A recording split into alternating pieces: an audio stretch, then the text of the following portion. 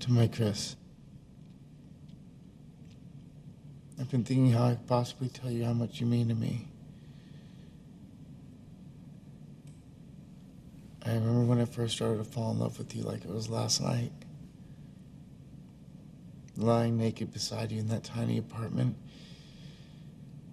it suddenly hit me that I was part of this whole larger thing.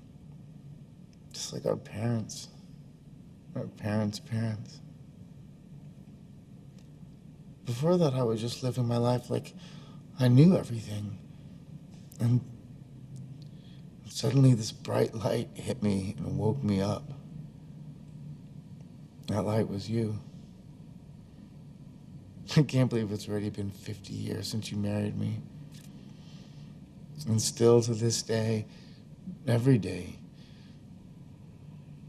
you make me feel like the girl I was when you first turned on the lights and woke me up and we started this adventure together.